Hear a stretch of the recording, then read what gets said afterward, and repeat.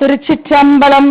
அற்புத வாழ்வு தரும் ஆருத்ரா தரிசனம். ஆருத்ரா தரிசனத்தை கண்டால் அற்புத வாழ்வு நிச்சயம்.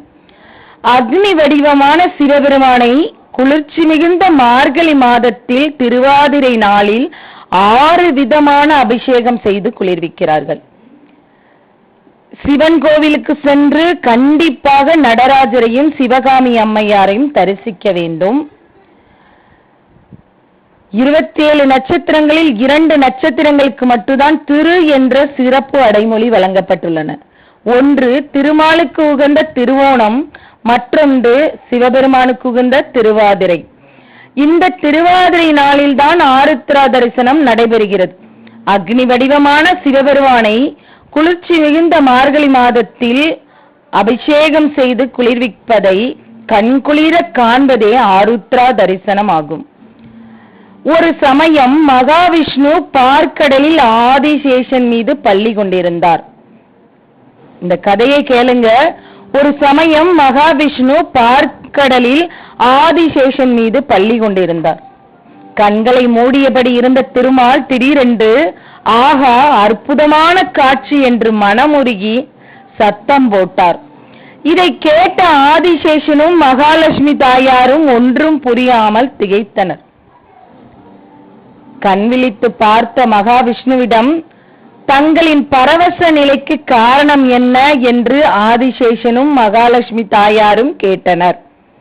அதற்கு விஷ்ணு பெருமான், சிவபெருமான் ஆடிய தாண்டவத்தை என்னுடைய நாணக்கண்ணால் பார்த்தேன். விஷ்ணு என்ன சொன்னாரு?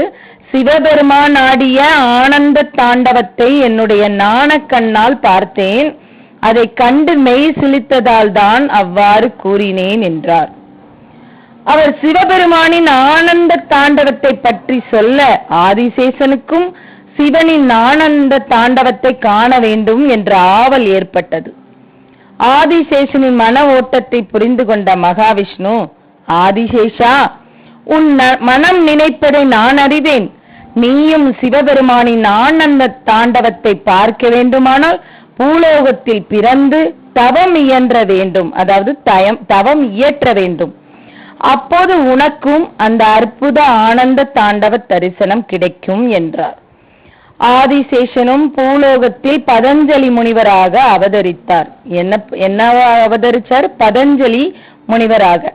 அவரது உடல் இடுப்பு வரை மனித உடலும் இடுப்புக்கு மேலே பாம்பு தோற்றமும் கொண்டதாக இருந்தது. பதஞ்சலி முனிவர் பல காலம் பூமியில் தவம் இருந்தார். அதன் பயனாக ஒரு நாள் திருவாதிரை தினத்தன்று சிதம்பரத்தில் சிவபெருமான் தன்னுடைய ஆனந்த தாண்டவ திருக்காட்சியை பதஞ்சலி முனிவருக்கு காட்டி அருளினார். அந்த தினமே ஆருத்ரா தரிசனம் ஆகும்.